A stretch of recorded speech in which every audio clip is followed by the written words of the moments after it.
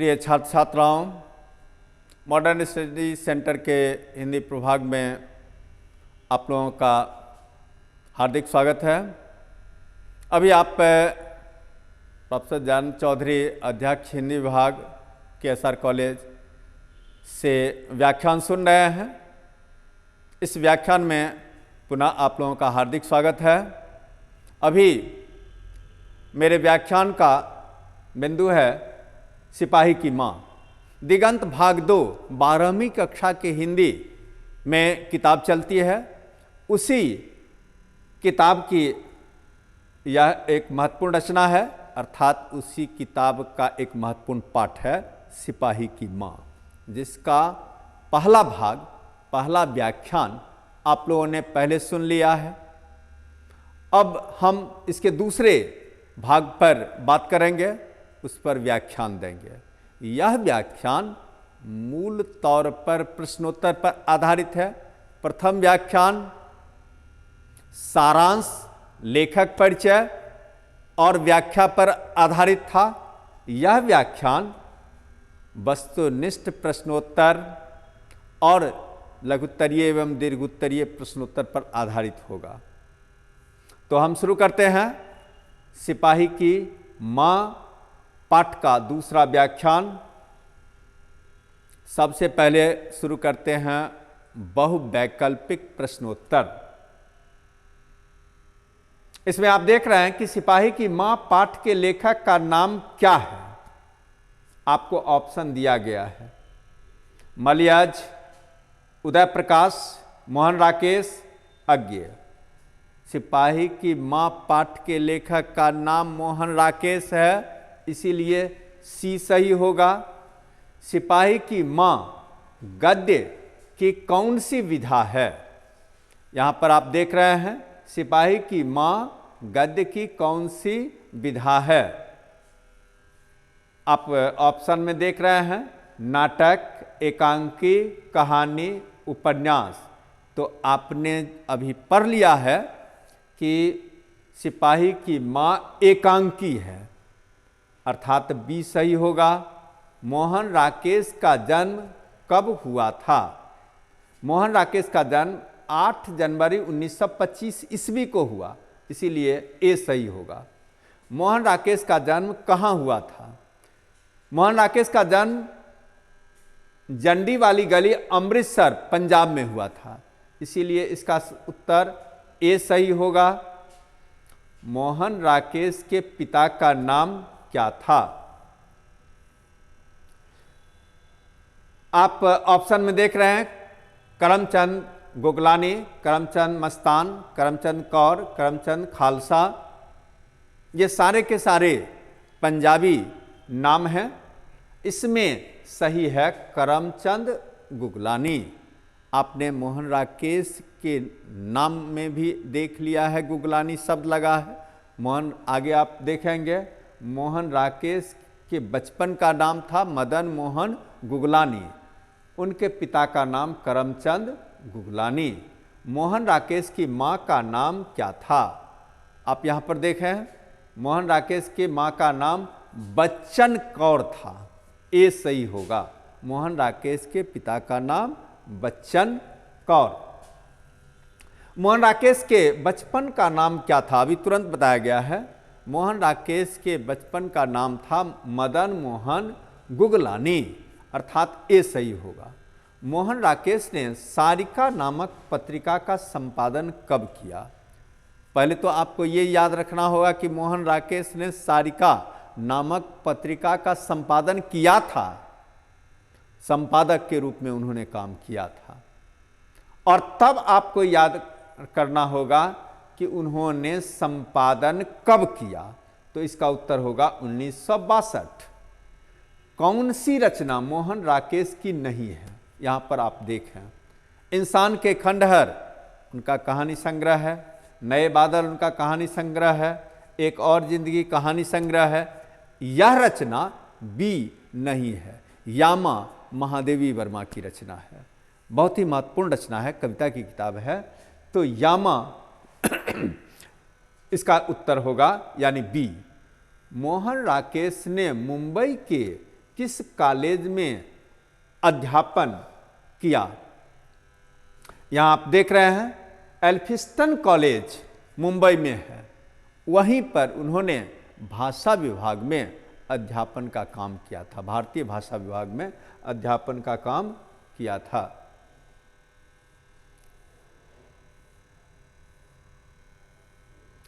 अब आगे देख लीजिए, मोहन राकेश ने दिल्ली विश्वविद्यालय में अध्यापन कब आरंभ किया था? मोहन राकेश ने दिल्ली विश्वविद्यालय में 1960 में अध्यापन आरंभ किया था। 62 में सारिका का संपादन किया, 60 में दिल्ली विश्वविद्यालय में अध्यापन किया था।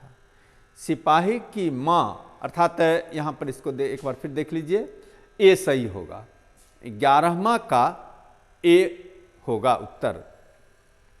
सिपाही की माँ एकांकी किस पुस्तक से उद्धृत है? सिपाही की माँ एकांकी अंडे के छिलके और अन्य एकांकी संग्रह से उद्धृत है, अर्थात ए सही होगा। एक औरत का चेहरा के अनुवादक कौन हैं? आप ऑप्शन में देख रहे हैं जगदीश चंद्र माथुर, मलयज, मोहन राकेश, अज्ञे। तो एक औरत का चेहरा का अनुवादक मोहन राकेश होंगे। उन्होंने एक औरत का चेहरा, अभिज्ञान शाकुंतलम इत्यादि रचनाओं का अनुवाद किया था। मानक की मां का नाम क्या है? मानक बेटे का नाम है और मां का नाम बिस्नी है, अर्थात ए होगा। मुन्नी के गांव में डाक किस दिन आता है? तो मुन्नी के गांव में डाक मंगलवार के दिन। पुराने समय में हरेक गांव में हरेक दिन डाक जाना संभव नहीं हो पाता था, तो अलग अलग दिन में डाक पहुंचता था। तो मुन्नी के गांव में मंगलवार के दिन डाक पहुंचता था। मुन्नी डाक गाड़ी के पीछे क्यों जाती थी? डाक गाड़ी के पीछे पत्र लेने के लिए उसे लगता था कि भाई का पत्र आएगा, वह प्रतीक्षा करती रहती थी। तो डाक गाड़ी ज्यों ही आती थी वह उसके पीछे दौड़ती थी कि कहीं कोई पत्र आ गया, अर्थात पत्र लेने के लिए वह उसके पीछे जाती थी। घर पर मानक का इंतजार क्यों हो रहा था? आपने पहले ही पढ़ लिया है कि मानक बहन की शादी के लिए धन कमाने के लिए फौज में भर्ती हुआ। फौज की नौकरी करने का उद्देश्य था बहन की शादी के लिए धन कमाना। उसी के लिए वह फौज में गया। तो घर के लोग ये इंतजार कर रहे थे कि वह जल्दी पैसा कमा के आएगा और शादी करेगा, यानी मुन्नी की शादी करेगा, अपनी बहन की शादी करेगा। तो ऑप्शन में आप देख रहे हैं घर बनाने के लिए, घर बसाने के लिए, बहन की शादी, जमीन खरीदने के लिए। 4 ऑप्शन दिया जिसमें सही होगा बहन की शादी, अर्थात सी। रिफ्यूजी लड़की गांव में क्या मांगती है? रिफ्यूजी लड़की रंगून से भागकर आई थी।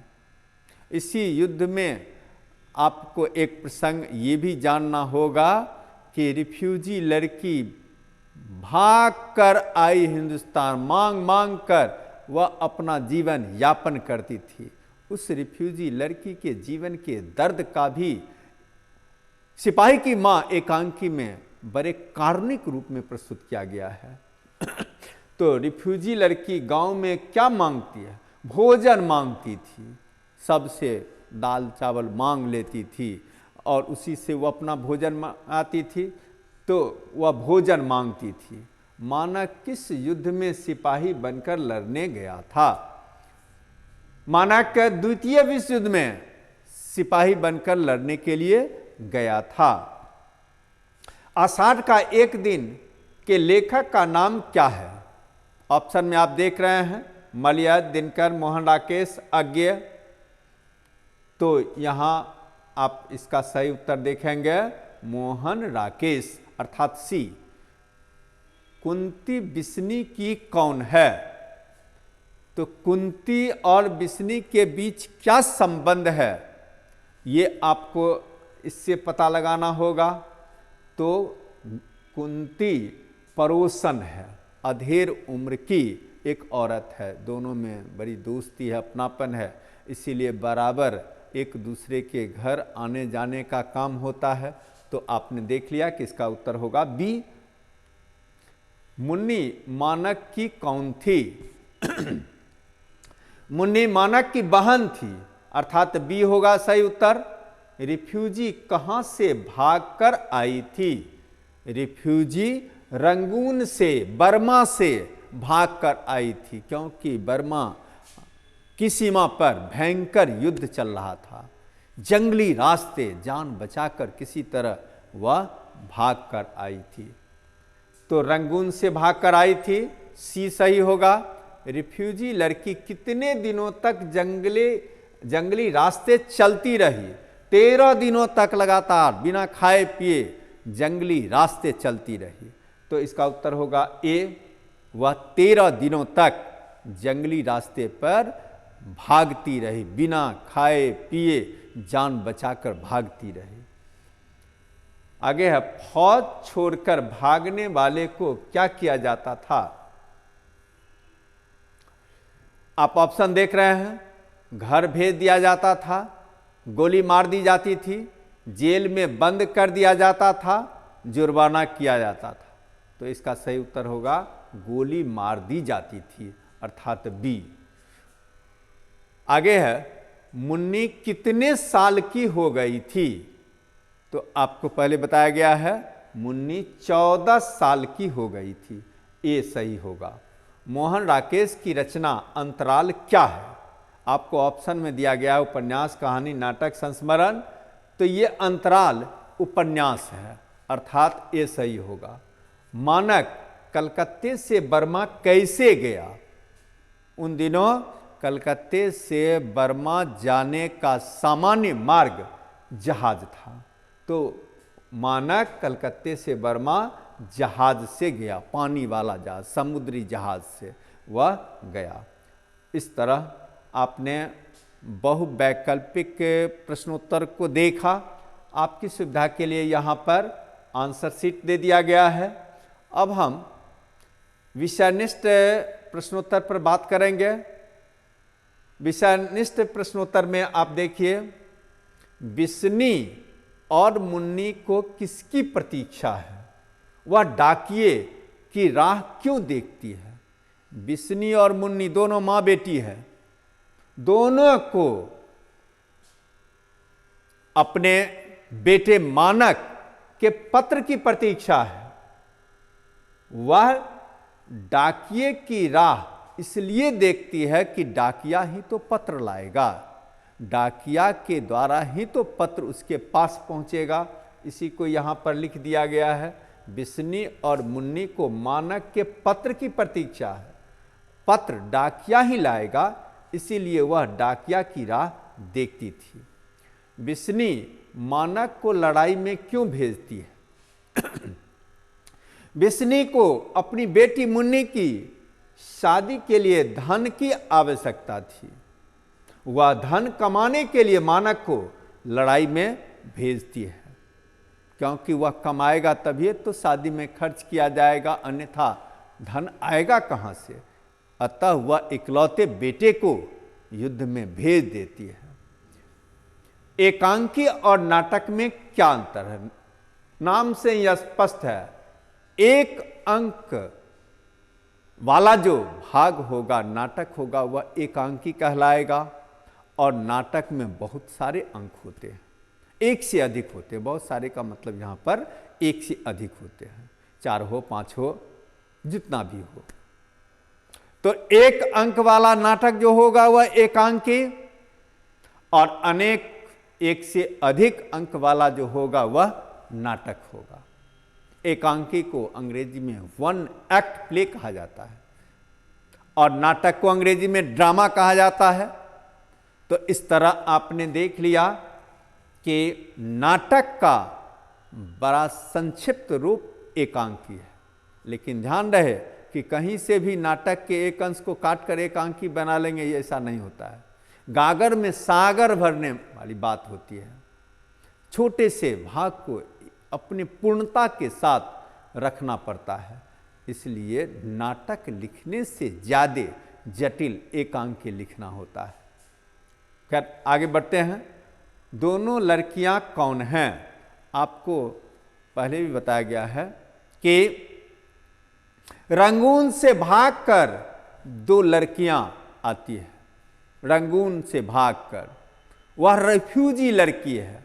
रंगून से भागी हुई रिफ्यूजी लड़की है जो किसी तरह जान बचाकर 13 दिन जंगली रास्ते भूखे प्यासे रहकर भारत भागकर आ जाती है, जो मांग मांग कर अपना जीवन यापन करती है।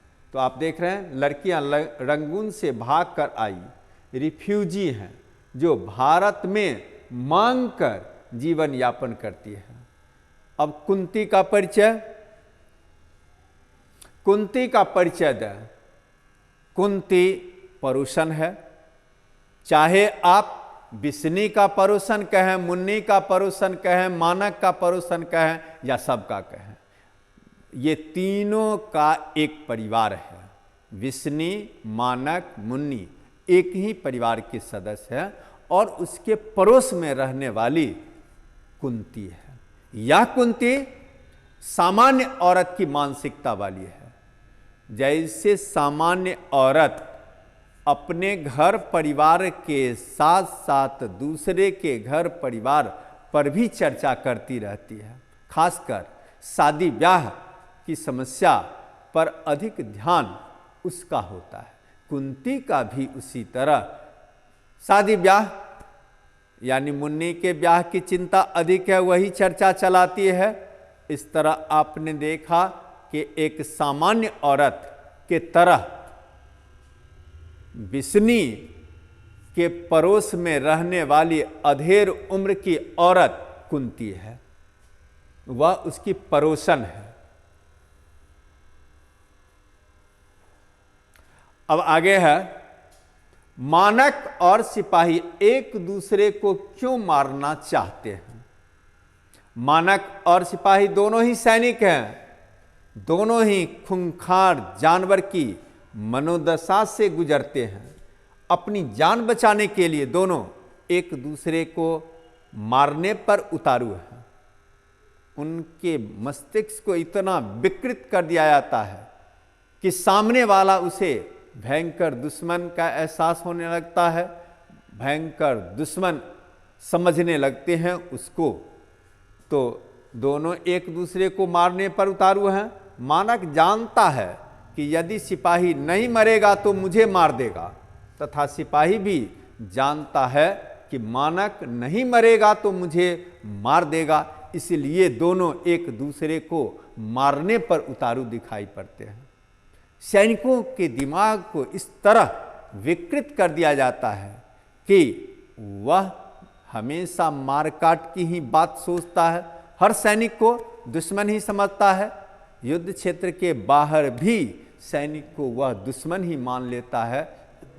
इस तरह मारकाट की संस्कृति में पलते बढ़ते रहने के कारण वे खूंखार हो जाते हैं, उसमें दानवता आ जाती है, उसमें पाशविकता आ जाती है। इसीलिए ये दोनों एक दूसरे को मारने पर उतारू हैं। जानता है कि मानक नहीं मरेगा तो मुझे मार देगा, इस प्रकार अपनी रक्षा के लिए दोनों एक दूसरे को मारने पर उतारू है। उसको मार देगा, दोनों अपनी रक्षा करना चाहता है, इसीलिए दूसरे को मारता है। क्योंकि जानता है कि नहीं मारेंगे तो वही मार देगा, तो मेरी जान चली जाएगी, इसलिए वह दूसरे को मार देना चाहता है। इस तरह अपनी रक्षा के लिए वे दूसरे को मारना चाहते हैं। आगे है, मानक स्वयं को बहसी और जानवर से भी बढ़कर क्यों कहता है? वह कह रहा है अपनी मां को, किसी और को नहीं, कि मैं अभी बहसी हूं, जानवर है। यह कहकर वह मां को सामने से हटाना चाहता है। मां उसे दुश्मन सिपाही को मारने से रोकती है कि इसे मत मारो, यह भी तुम्हारे तरह का किसी का बेटा है, वह भी किसी पत्नी का पति है, किसी बहन का भाई है, वह भी इंसान है, उसे मत मारो।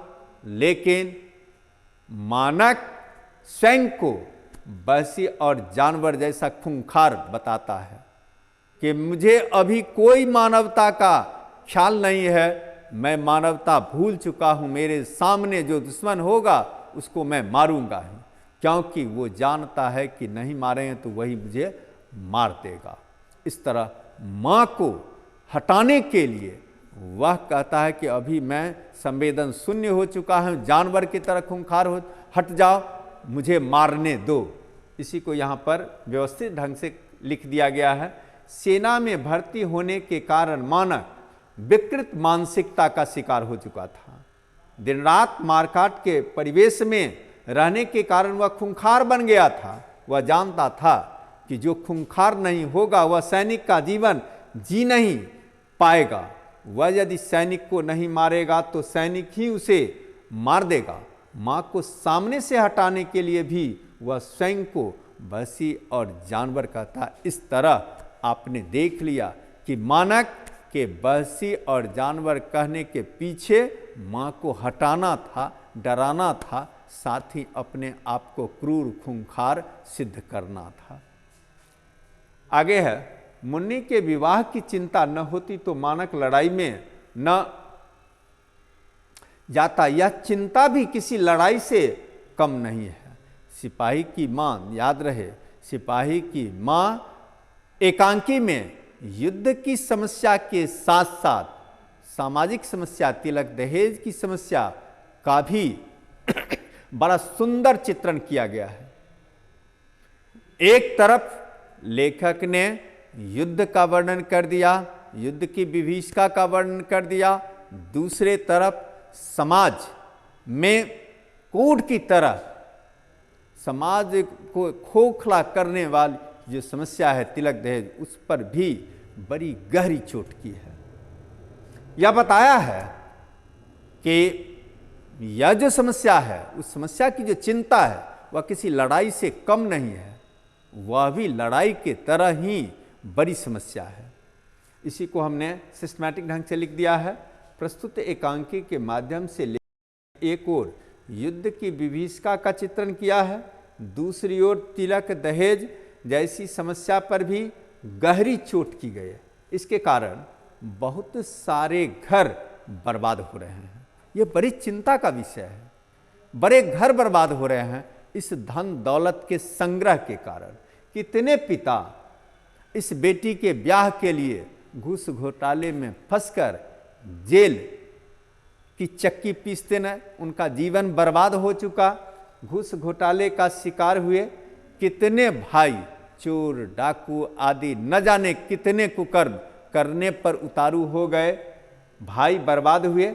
ऐसा ही भाई मानक है जो बहन की शादी के लिए युद्ध में गया और खूंखार बन गया। तिलक दहेज की समस्या समाज के लिए बड़ी चिंता है जो युद्ध से कम नहीं है। आपने गबन, आपने प्रेमचंद के और बहुत सारे उपन्यास एवं कहानियों को पढ़ा, उसमें भी बहुत जगहों पर इस तिलक दहेज समस्या अर्थात बहुत सारे रचनाकारों ने तिलक दहेज की समस्या पर बहुत कुछ लिखने का काम किया है। यह हमारे समाज के लिए एक बड़ी ज्वलंत समस्या है। युद्ध से तनिक भी कमज़ोर चिंता का विषय यह नहीं है। इस तरह लेखक ने भी इस समस्या को उद्घाटित करने का प्रयास किया है। इस तरह आपने देख लिया। अब अगला प्रश्न है, माँ है पर उसमें किसी भी सिपाही की माँ को ढूंढा जा सकता है कैसे? यहाँ पर बिस्नी के चरित्र का चित्रण किया गया है। बिस्नी एक माँ है। माँ तो ममता की प्रतिमूर्ति होती है। दया, ममता, करुणा उसके भीतर कूट कूट कर बड़ी, जिस नज़र से वह अपने बेटे को देखती है लगभग उसी नज़र से वह सभी बेटों को देखती है। वह कैसे क्रूर हो सकती है? इसी को यहाँ पर स्पष्ट किया गया है। सिपाही कि माँ एकांकी में एकांकीकार ने माँ के व्यापक चरित्र पर प्रकाश डाला। वह बड़ी व्यापक होती है, उसकी दृष्टि सिर्फ अपने बेटे तक केंद्रित नहीं रहती है, उसकी दृष्टि व्यापक हो जाती है। सबों में वह अपना बेटा का रूप देखती है, या सबों को वह बेटे के रूप में ही देखती है। विष्णु एक माँ का प्रतिनिधित्व करती है, वह तो ममता की प्रतिमूर्ति है। उसे अपने क्रूर पुत्र में भी सरलता नजर आती है। ठीक है, हर माँ को अपने क्रूर पुत्र में भी सरलता नजर आती है, लेकिन सबसे बड़ी बात तो यह है कि उसे हर एक पुत्र में सरलता ही नजर आती है, चाहे वो क्रूर से क्रूर क्यों न हो। सिपाही में भी उसे अपने बेटे का रूप दिखाई पड़ता है, मानक में भी बेटे का रूप। तो मानक में बेटे का रूप दिखाई पड़ना तो स्वाभाविकता है, लेकिन सिपाही में भी, यानी मानक का जो दुश्मन है, उसमें भी उसे अपने बेटे का रूप दिखाई पड़ता है। यह उसके चरित्र की महानता है। इतना ही नहीं, बेटी की शादी की चिंता भी तो उसे बड़ी अधिक है। तो इस तरह एक महान माँ के रूप में दिखाई पड़ती है। जिस प्रकार अपने पुत्र को बचाने के लिए बेचैन होती है, उसी प्रकार दूसरे सिपाही के मारे जाने पर भी करुणाद्र हो उठती है। माँ तो माँ होती है, सबों में उसे अपने पुत्र का ही रूप नजर आता है। हर सिपाही की माँ अपने पुत्र को देखने के लिए व्याकुल रहती है। इस तरह आपने विष्णु के चरित्र के माध्यम से एक माँ का चरित्र देखा, व्यापक हृदय वाली माँ का चरित्र देखा। इस तरह यह